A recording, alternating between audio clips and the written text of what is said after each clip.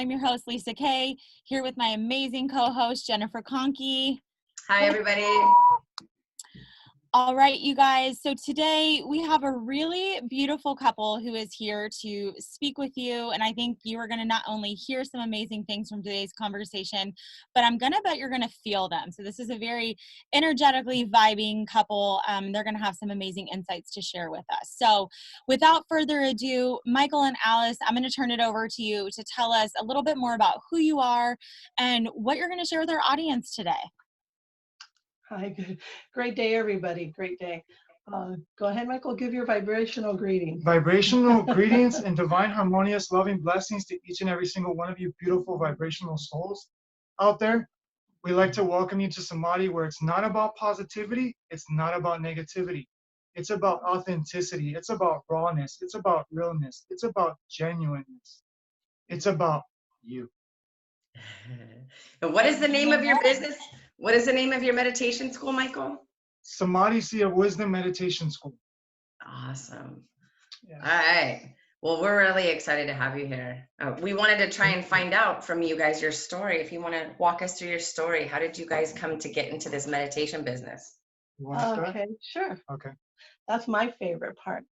How did we get started with this? Starts when we met, maybe, if we want to go that far. Actually, Michael has been in meditation, studying meditation for more than 15 years. I've been doing this for about 5 years. And it started with just being myself and wanting to change something in my life. And all of a sudden, everything that I've been wanting since I was probably a little girl came to me through meditation when I met Michael. And so we took both of our stories, which come from very dark places and very opposite places. So Michael's story and my story combined, we realized how people were gravitating to us, and when they saw what we were able to do for ourselves, it would help other people. So we started with volunteering in Mexico at rehab centers. Oh, that's awesome. Spanish, and it also helped a lot of people over there, and we didn't mind volunteering it because it was a win-win for all of us. So we would volunteer for the women at one center, and then cross the street to the men's side and volunteer there every Tuesday for about 1.5 years. And then we decided, well, people are listening. All we're doing is sharing our story about who we are and how meditation is such an ancient practice, the most ancient practice that people forget, that it's all in the silence. And as soon as we just started to share our story of how we met and why we do this, it just developed. We said, you know what, well, let's just help people and put it together. And we have a huge audience from 4 years old up to 90 something, I think our oldest student was at one time. So 94. Yeah, 94. So we have, basically what we say is we're here to just serve by sharing our story. Yes. Very I think cool. we met. No, Okay, we that's only another have story. a certain amount of time. No. That's amazing. So you said your age range spans from 4 years old to 94 years old? How do Yeah, you? we have students who are very young, and we've had students who are way up there. The thing is that we say that whoever's listening to this and feels that their life, that they don't find who they truly are, and they're confused about what their purpose is. They feel that no matter what they're doing, there's still something missing. And the reason we work with the children is once we work with the parents or the adults, they're like, oh my gosh, why aren't we teaching this to our children before they get to the point where we got? Let's help our children understand that meditation can help them with their emotions, with the fears, with being able to be more productive per se, instead of waiting until the child has developed certain habits and then they're disciplined or put into some kind of institution, juvie or detention. Let's help them before. So that's why we start working with children, when the parents are like, I'd like my children to learn this. And I would like to add on to that, because children are really more advanced than the adults. If we really study a child, they're way more advanced because they don't have that, all that accumulation of knowledge that sometimes gets in the way. And I'm not saying knowledge is bad, but knowledge balanced with wisdom is the harmonious way of development. And one thing I would like to include is, what is meditation? Because we talk about meditation, even people when they ask us, you guys teach meditation. What kind of meditation do you guys teach? And we say, all we do is remind you of what you already know. Because we're all meditating. And when we break down the word meditation, it's people are worrying on their fears. They're concerned, they're stressed, they're overly stressed. In this day and age, we have like 99% of population is overly stressed 90% of the time. We live like we're being hunted 24/7. It doesn't mean that we're being hunted. It's we live in the head 90% of our lives. And then we wonder why we get sick. We wonder why, things don't work out, and why, people seem to be against us. But it's no matter what we do. But it's really a reflection of the energy that we're projecting. So really meditation, though, the meditation that we facilitate it's no different than when you get, a cut on your hand. You don't have to study, or you don't have to go to, 10,000 workshops to heal your hand. You don't think about it. You just let your body do what it's innately designed to do. So Michael, let's jump in there. So sure.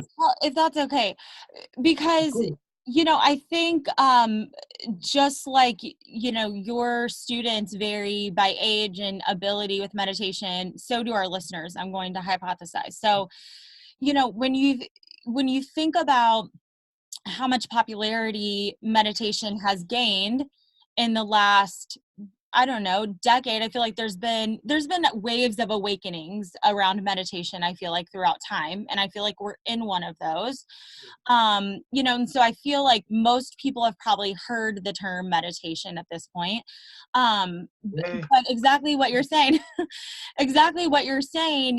let's break it down. Let's talk about what that is. I want to speak to the listener who has heard about meditation, who has been curious about how meditation can impact their life and their business, quite frankly, because both are intertwined, of course. Yes.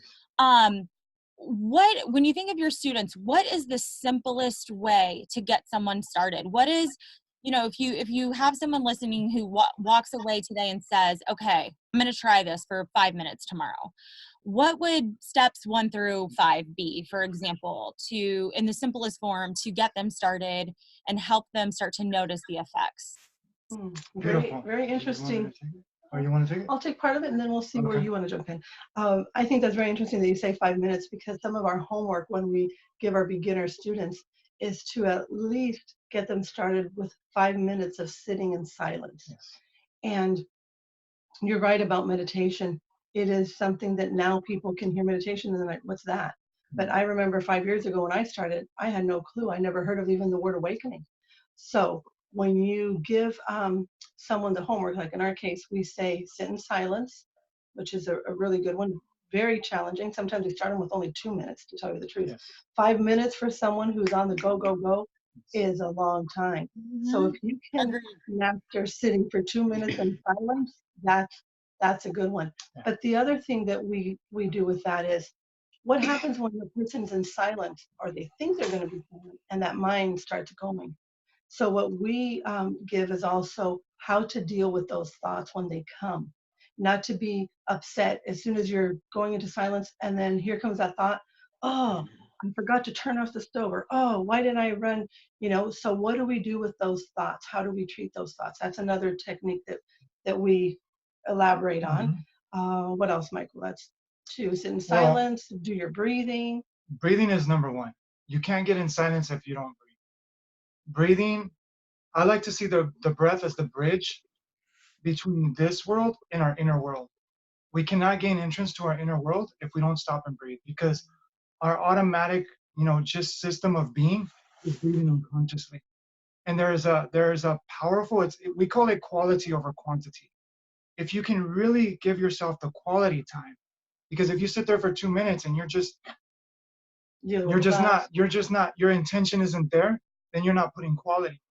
And the thing about it is, when I say intention, these are very important keys, by the way. Your intention is not staying focused on what you're doing. Your intention is, you set your intention, you trust that the soul within you is doing it, not the body, but the soul within you is doing it. And we're training the brain to remember who we are, because see, the brain doesn't know who we are. If you remember when you rode a bike for the first time, Why do you get nervous? Why do you get scared? It's the heart that gets you back on the bike. It's the heart that knows that you're going to get through it. That's why we feel like we want to ride. So you connect to your feeling part of you. You connect to that part that transcends emotion. It's that awareness of being. Yeah. And when you start breathing and you just relax into it, it's the mental training of not letting the brain comment on it. Because as soon as you start relaxing, the brain goes, oh my gosh, I'm relaxed. There you go back in the brain. You just got to sit with it. And that's the training. If you focus on that, and of course we serve so we can assist even deeper, because this is just like a workout. You see people that work out, their muscles and stuff. This is an energetic muscle. This is the foundational muscle of everything that you do. So you talk about business, you talk about any kind of platform. If you are good with you, if you trust you, you will fold gifts and talents. And and we are here as personal testimony that you will unfold the riches that we call the vibrillions within you. The riches of vibration. Yeah. So That's awesome.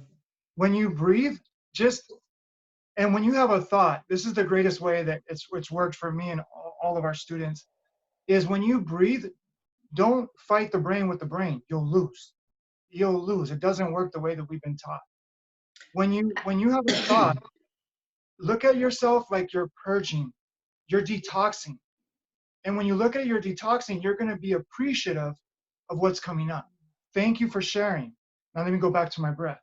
But if you're like, shut up, stop, leave me alone, you're putting energy against energy. You're going to lose because you're strengthening something that's doesn't work the way that we think.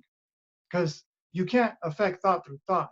You got to affect thought through feeling, which is, let me go back to my breath. Let me feel my breath. Michael, I have a question for some of our listeners. So Sure. I know that when I was first learning meditation, I was taught that breathing is something that happens to you and is also just like you can choose to breathe because of your conscious mind. So it's something you do, but it's also something that happens. So your unconscious mind knows to breathe when you're not thinking about it. But when you are thinking about it, you can choose to breathe. Where's the fine line when we're deciding to just focus on the breath? And I know like the physical body, the emotional body, mental body, spiritual body, at what point when we're doing the breath, is it our intent or is the goal to not be thinking about the breathing or to be thinking about the breathing? I know a lot of people have that question. I love that question. Okay, so when you're breathing and you're thinking about breathing, you're in the head. But we got to use the tool not against itself, but with itself.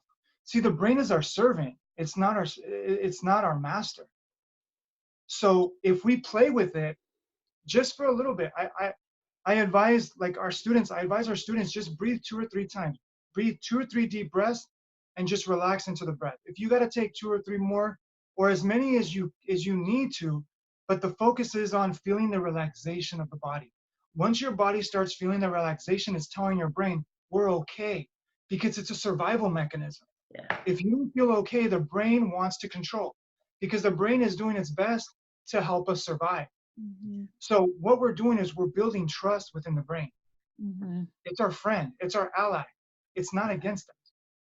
Is that where you think when we have our physical selves, our physical body, is that how we connect to that emotional and then eventually the mental and the spiritual side of ourselves, our higher selves? Is that how it happens? Good question. Through the physical body, we're training it to realize we're something more. And then this is just in layman terms, okay? The physical body is awakening the emotional body. That's why we have those thoughts that we really don't want to face, okay? They will come, just so the listeners know that this is a blessing in disguise, because we can't embrace more if we're not willing to let go of what's already keeping us stuck.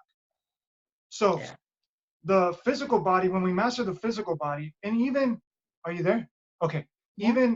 Even beginners, I'll tell beginners that if you're struggling through thinking a lot, just sit down with yourself and be still for 2 minutes. If you can't still the body, you cannot expect to still the mind. Let me repeat that. If you can't still the body, you cannot begin to try to still the mind, because the body's it's all over the place. So practice being still. Just that'll give you the faith and the confidence to step to the next level. So when you just practice being still, then you're going to trust that you're basically showing the brain that I'm taking responsibility now, because the brain has been taking this responsibility. So when you master the physical, then you step into the emotional. When you master the emotional, in a sense, because we're always mastering the emotional because we have so much generational trauma. To that. So when you master the emotional, then you're stepping into a more subtler body, which is the mental body, and then you're tapping into the soul. So I mean, and it's not as just concrete as that. There is, without going too much, but that's why daily practice is so important. And the key with Samadhi is we don't want to be somebody's teacher for the rest of their life. We don't want dependent students. We want them to awaken themselves. We just want to be the mirror to that. So then that way they can trust themselves and say, hey, Michael, hey, Alice, I don't need you guys anymore. And then they're going to start creating the genuine being that they are. And energetically, we're going to receive. So it's like this giving and receiving, and it's awesome. We want everybody watching this podcast to know that your genuineness or listening. We want everybody listening or viewing this today, or whenever you view it, because time is irrelevant, is that when you hear this, when you feel this, we want you to have the confidence to be the greatest version of you, because you don't threaten us. On the contrary, you enhance us, because the more we grow together, the more we're going to bring and embody this heaven on earth now. We shouldn't wait for it. I love it. Amen. I love it. That's awesome. And I don't know if any of our listeners, but every time you're talking about breathing, I'm feeling real relaxed over here because I've been doing all this breathing as you've been talking. So I hope everyone is breathing along with us. I did this exercise with breath work at a mastermind. Did the breath work. Have you ever heard of the breath work that they do, Michael, where you're breathing in and then you're breathing out, and it's kind of like, you know, a 5-minute process where you're just focusing on your breath, and then you kind of just let the breathing happen because you're kind of connected. And it was like a really phenomenal natural high for me. And it was the first time I had ever done it. It was about 2-3 weeks ago. And it opened my mind to, holy crap, this is pretty cool. And I just laid there and I had a lot more clear thoughts, and I was kind of with myself. There's no other way to explain it, just like with myself. And I can almost hear my lungs and my heartbeat. It was really, really like intense. Finally present. Yeah, exactly. I had finally found the focus on self. And up until then, I had never meditated like that before. What are your thoughts on that? It feels like breath is the key. Well, I don't want to take the whole podcast because I know my wife has some amazing stuff. Because let me tell you this, before we go any further, because, you know, my wife, she is such an amazing component in my and all of our students' life.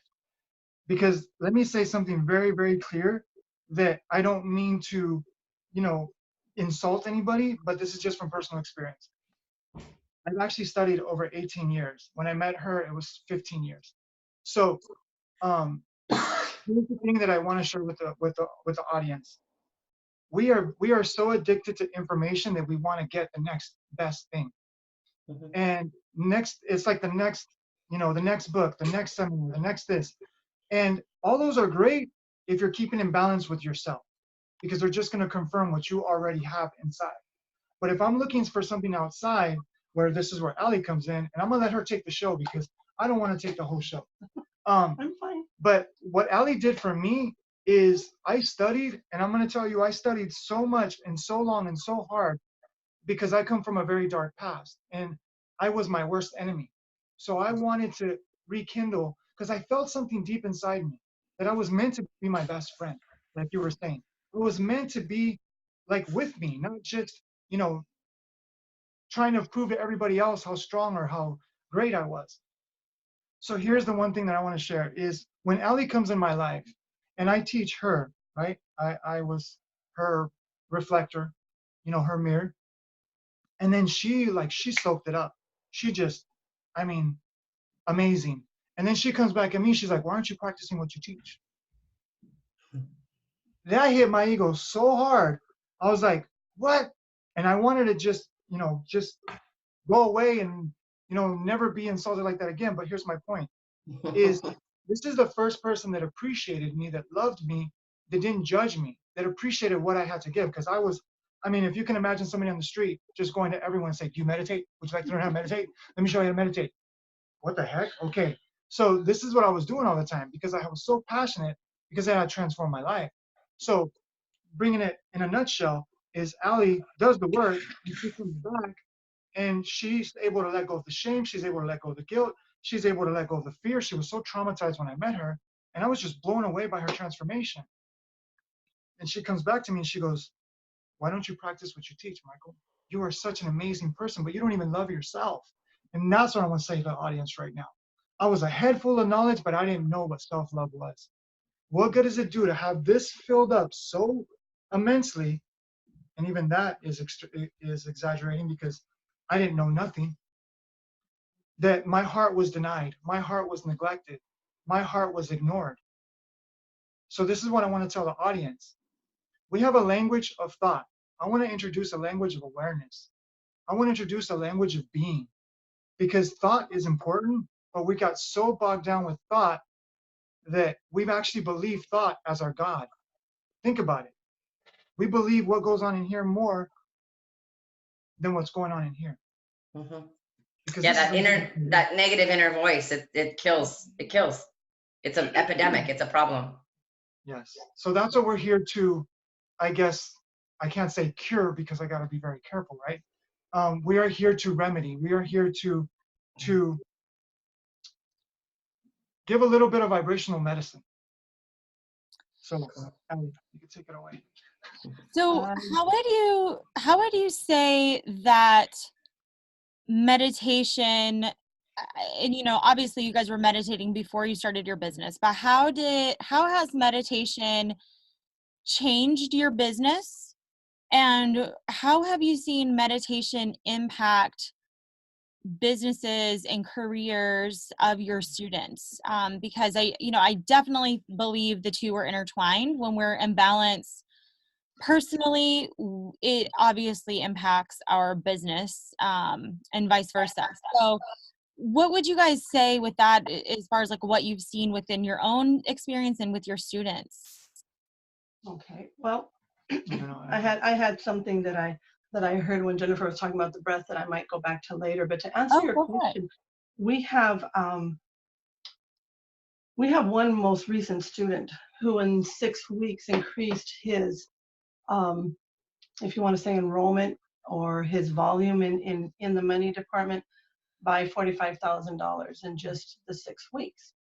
We have another student who's been our student for maybe now 4 years, doesn't want to leave. And even though our sessions are based on, you, as Michael said. So it really depends on what you're looking for. If you're looking for that success and in the money and how it relates to your business, I think the most important thing is when you find yourself and you are genuine with yourself, you take that mask off and you stop pretending that the only thing that's going to make you happy is the money, then the money will come, or you will just be able to enjoy what you're doing instead of making it feel like it's a job or it's, I've got to go and do this. So we have students who are housewives and don't have a career outside of the home, because that one in itself is more of a career than anybody knows. That's a big job. Yeah, that's a big job, and the pay sometimes stinks, but in all reality,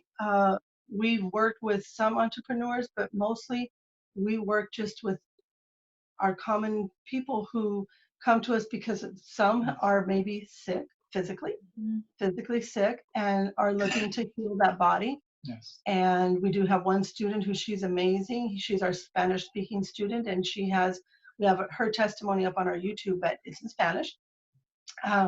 And she used to be on antidepressants and in what we call a very dark place for 20 years. And in 4 months, she went from that to no medication. And we don't tell anybody to stop your medication. She did her own choices on her own will. And that's the beauty of our classes, that everyone is unique. So each class is tailor fit to that person. We don't give answers and we don't give advice. We are only mirrors. And when we start sharing our story and we tell them what worked for us and what we've been doing and how they can, especially what Jennifer said about those thoughts, I love when she was saying that all of a sudden she felt even her heartbeat, and she felt being herself. When do we ever stop and do that? And it correlates with what Michael was saying, that he was all in the head and studying and studying. And I'm over here, a person who's very much in the heart, saying, well, wait a minute, why is everybody running amok and going from left to right, trying to do things? When do we stop and really, as cliche as it sounds, right? Does anybody really stop and smell the roses? Does anybody really stop and realize, how are my actions affecting others? How is my reaction to what happens around me affect others and affects myself? So more important, I would say Samadhi is how we call it for short, instead of going through Samadhi Seal Wisdom. But what Samadhi means to us, what our business, it became a business obviously because everybody needs to pay bills, but this is more of a mission. This is more of a mission for us, that we have, I'll use the word suffered, or we have gone through so much turmoil, different type of abuse, cancer, all different things. And what has meditation brought to us, it can bring to anybody. If Michael and I have been able to transform our lives to a place of bliss, I love business and bliss. Business Come and on, bliss. how That is amazing beautiful. that. When I hear that, I keep saying that's what we want to bring, Yes. Lisa, to the entrepreneur, the business person out there, is that you can have your business and have your bliss too. But you won't be able to have that if you're not connected with yourself. If you're only mirroring, wanting to, okay, how did so and so do it, and I want to do it like that, and copy paste. It's not going to work like that. You're an individual, and what works for you may not work for somebody else, and so forth. And one thing I'd like to add on to that, two things is, one is working with different people. We're always selling ourselves. We are our business. We just decide to reflect that and manifest that in a business. Yeah. So when you take care of your business, like just in a business, you take inventory, and you break down different components to see what's working and what's not. If we don't do that within ourselves, then we're going to wonder why, and we're going to blame everybody else. See, that's the main crucial point that we love to remind our students, is when we blame others, we're excusing our power away. Because we never lose our power. Let me say that again. We never lose our power. We can excuse our power away. Like, oh, that person has the power. But we don't say it like that. We say, oh, it's because of that person that I'm upset. Oh, it's because of that happened, that's why I'm losing it, or I'm stressed out. And it's like, no, you have that choice inside of you. Exactly. We all have the power every single moment of every single day. But the thing about it is, we are not being aware of that. So it's easy to listen to this, because this, let me explain something about the brain. Yeah, thank you so much. See how see how she grounds me? I love it. Okay, the brain, this incredible mechanism, is more sophisticated. This computer, this phone, the greatest technology of the world, but it's so sophisticated, it doesn't know who it is. So it's designed to cause us to believe that we're out there. That's the brain's job, is to believe that we're out there. We're somewhere out there.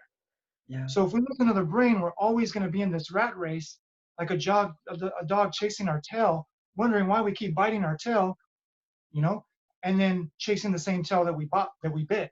So we're hurting ourselves. That's the analogy here.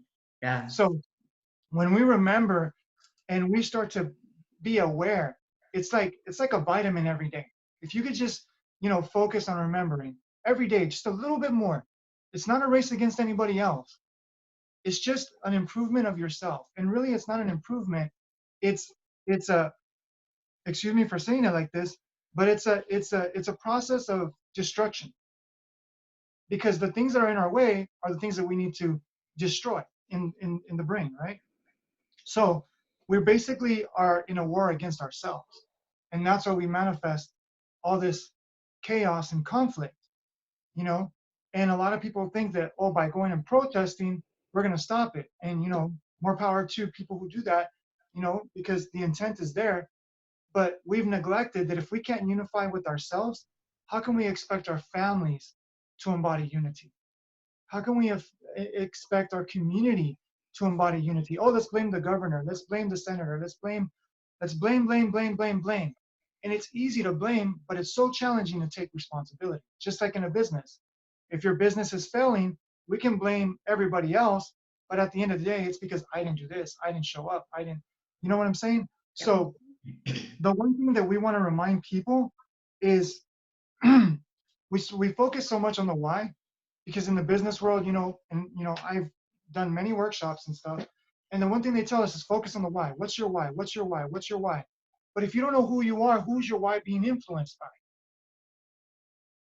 See, the greatest foundation is you can't really gain your why, because I know people that have whys 5 years, 10 years later, and they're like, well, now I got a different why, but I'm too deep, I'm too stuck to change my why. And it's like, no, you're not. So when we focus on who we are, then the why will come from a deeper place, and we'll know, because it's like a compass. If you follow the north, you'll get to your destination. Mm-hmm. It's so true. The mind is it's a powerful thing, and it can control us so bad. That's why it's so important to connect like that. So I'm glad that you guys are out there serving that purpose. That's amazing. It's amazing. Yeah. So I would ask you what you guys do for bliss, but it sounds like I think I might know. You already feel it. It's Yes. not that you know it, you feel it. Yeah, I feel like you're pretty integrated on balancing both. That's amazing. Do you have any advice for people on what kind of routine to have when they're a business owner in order to keep their mindset kind of balanced and still, balance that business and bliss? What type of routines do you usually advise people on? Like, how do they check in the morning? Is there something for the afternoon? I have a real easy, silly one that makes me laugh. Okay. Please, I never say do not, but I will at this moment. Please do not jump out of bed like you have a spring on your back and you're just like, oh my God, oh my gosh, the alarm. And every time, I did that for many years. I ran 3 different businesses in my previous life. And let me tell you, every morning I woke up like, I gotta go, get up, run, hit the alarm, hit the snooze, but then you run and you're jolted into your day. My biggest thing that I have totally transformed in my life is that when I wake up, I don't jump. I wake up and I don't even open my eyes yet. I go within to myself, and I use gratitude a lot. If you just stop for a few minutes before you hit the floor and just tell yourself, make that list in your head, what am I so grateful for? Why do I even get up out of this bed? What motivates me to get out of this bed? And you can go on, but please, my only thing is any business owner, you're always going to have lists, and you're always going to go and say, okay, now I'll put this in the next day. Priorities, and then life happens, and what you thought you were going to do gets bumped up to the next day. That's always going to happen. We will never, ever, ever totally clear off that to-do list, because it's life and because we are in this business. And when you are in business for yourself, you know that you work harder and longer than anyone who clocks in and clocks out. Yep. So if you do not prepare that body and the soul, the mind, all of who you are, to say, no matter what comes to me this day, I am prepared to receive it because I am strong within myself. Yes. That's my I would like to add to that. Go ahead. I love that. The one thing that worked for me. Oh, go ahead. I was just saying, I love that. I think it's amazing. I love that. Thank you, Jennifer. The one thing that works for me, and it continues to work for me, is we were talking about vibration earlier, and I want to introduce. We call it #Vibrillionaires, and if you focus on that, and what it is we are not just physical. We're not just this flesh and blood. We are consciousness. We are awareness. We are the awareness behind, beyond this. That's why we can't even think it. That's why thought doesn't allow it to unfold. It's when we let go of thought that all of a sudden this different language of feeling, and I'm not talking about emotion, which we could talk about that on another podcast, which Jennifer, that in and of itself transforms lives. We've been thinking that emotions are feelings, like when you say, oh, I feel sad, I feel mad. No, you don't feel mad, you feel sad. You're reacting to it. That's not who you are. So we embody this emotion that we think we are. So that is the little cliffhanger there. But here's what I want. I invite people, everyone, to remember they are a vibrational being. That is your infinite untapped potential. So when you get up in the morning, ask yourself, who am I? Because if you don't check in to ask who you are, the brain is going to think that you need to be told who you are. So when you get up in the morning, ask yourself, who am I? Where am I? And just start reflecting on the deeper view. Because when you remember, this is how you're slowly just asking the question, who am I? Causes the brain a short circuit. It's like, wait, what? What do you mean, who am I? You know who you are. You're Michael. No, I'm not. Who is Michael? Mm-hmm. Oh, Michael. And you start thinking. And this is the work that, I mean, this is what it takes work. But when you work at it, just like a business, just like anything in life, you're going to get even greater benefits than you can ever imagine, because it's working smart, not working hard. We've been taught to work hard, which is important. But when we focus solely on working hard, we would fall into ignorance. Because no matter how much we accomplish, we're falling to the ignorance of forgetting who we are and why we're here. I call that autopilot, Michael. It's like when I go into autopilot mode, it's just routines. It drives me crazy. It's those moments when I exit the freeway and I realize, wait, how in the hell did I get here? I don't even remember how I got here. But it's just, it's autopilot. My unconscious mind knows that, oh yeah, you get off here to go home. And when those moments happen to me, I'm like, oh, Jennifer, you're in go mode and you need to slow down and really just pace yourself down a lot. And then I'll go do a meditation because I know that I'm in autopilot. And when I'm in autopilot, it's when I'm going to overeat, do things without thinking, do things without intention. And it's a problem. And everybody does that. So you guys have been such a pleasure to have on the show. I think it's amazing. I really want to just try to awaken everybody to being purposeful and having intentions and being balanced. So I'm really glad that you were able to share your story and so willing to come on and share with our listeners. Lisa, did you have anything you wanted to talk about or ask?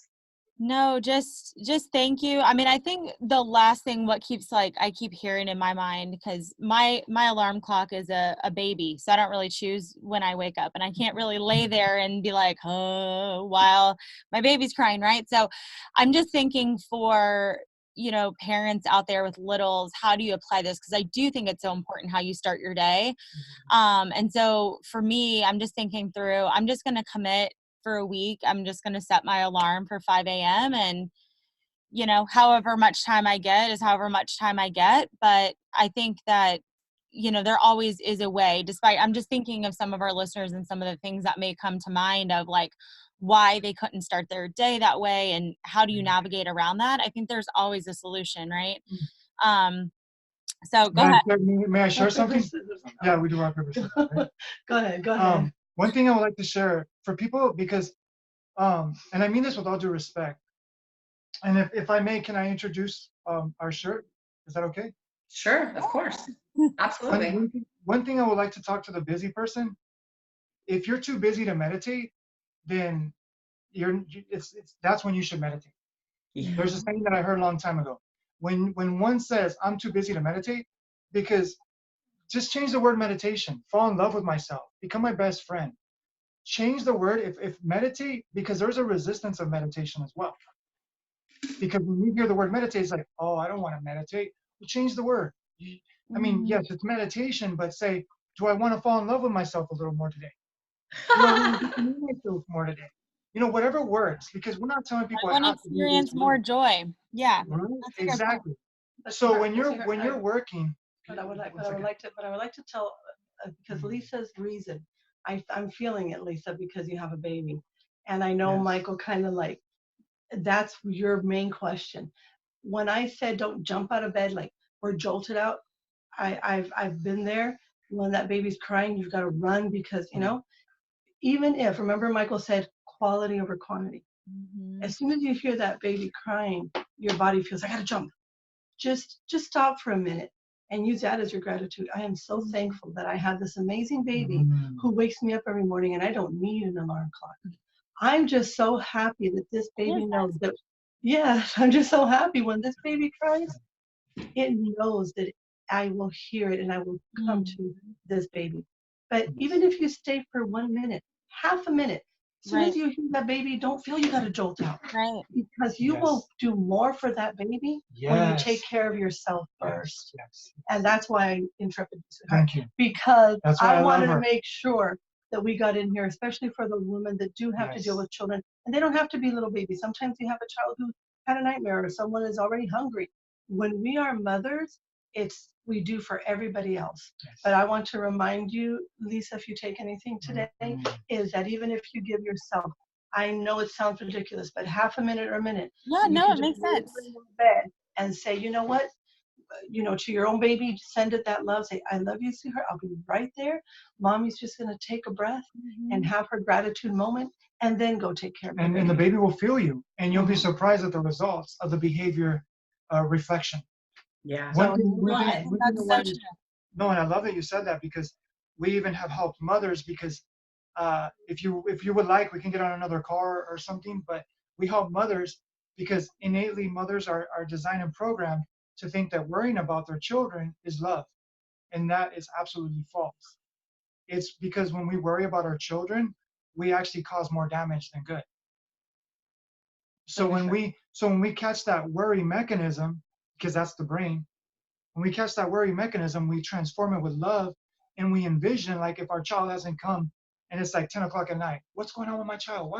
So we go into this instead of saying, you know what? Why don't I envision my child coming home safe, hugging me, loving me, all these different things that we can be doing with our energy, but we're doing it unconsciously, irresponsibly. So one thing I would like to share for the business workers, the ones that are working, like yourself and many others, is if you go to the bathroom, you're going to be in the bathroom for like at least 2 to 5 minutes. You can sit there and breathe. Be silent. Because without going too much in detail, but it's so easy to let go when we go to the bathroom. That's what we're training the brain to realize, that we're holding on to all these toxins, or whatever we want to call them, resistance, that this is something that I love to remind people, is that the brain is afraid to die. And what we do here at Samadhi is we remind people how to die. Because we are afraid to die psychologically, and the brain doesn't see a psychological death as a physical death. Very important. And if you study that, you'll be amazed at how true this is. Think about how many people are dying because of cancer, diabetes. And the thing about it is, they're holding on to guilt, to resentment, to fears. And their brain is surviving to that because it doesn't know positive or negative. This is why we say it's not about positivity, it's not about negativity. The brain will defend positivity just like it will defend negativity. And the thing about it is this: when we learn to die psychologically, just die every day, something that you're thinking that's causing you resistance, that is your brain telling you as your reminder, hey, this is what we're hanging on to. We need to let this go. So the brain is here with us, but if we judge it, we're never going to get to the next level. You guys want a 10x your level? Those listening to this, you guys want a 10x your level? Then go backwards. Don't go forwards. Because going forwards is just going to add on more that you think that's going to help you. But when you let go, the things that you thought you had to add on, they're just going to manifest because they're inside you. Amen to that. Well, show us your shirt, and tell us how we can get a hold of you. If it's not backwards. Samadhi Soul Family of Vibrillionaires. I just love it. Shirt for those of you listening. Hashtag Vibrillionaires. Yes, because those listening can't see the shirt. So she read it for them. And just Vibrillionaires is vibration. Vibration, but it's VIBRI, and then like the millions. Got it. Vibrillionaires. Okay, so tell us, you guys, how to get a hold of you. And I know that you guys talked about also being willing to talk to our listeners over the phone if they're not where you are living, which is amazing. So tell us the best way to get a hold of you. Well, you can go to our website. It is finally after our tour that we just came from. We have a new student, and she is developing our website. You can go to it and find our story, and a few things are on there. It's still in development, and it is samadhiseaofwisdom.com. Just the name, Samadhi Sea of Wisdom. It's S. Do you want me to spell it out? You can write it, right? You can. We'll have it in our show notes. Yep, okay. Absolutely. if you put that on there, then they can find the link to our Facebook. Everything else, Instagram is on there. And yes, yeah. And we are, of course, like you said, willing to get on a call with anyone who has any further questions about what we do here at Samadhi and how we do it. I would just like to leave you with this, that Samadhi is so simple. It's so simple, and sometimes the brain doesn't realize it because it's so simple, and we think it needs to be complicated, because the one thing that we need to do is just have that mind stop. Just stop for 1 minute out of your day. And it's so simple, but we can't wrap our heads around it because we've been used to a complicated world. Yeah. So here at Samadhi, it's about being simple, genuine. It takes a lot of commitment. Let me tell you, the word is never seen. Unconditional love for yourself. And then you can share it with them. So thank you. Thank you very much, guys. It was a pleasure having you.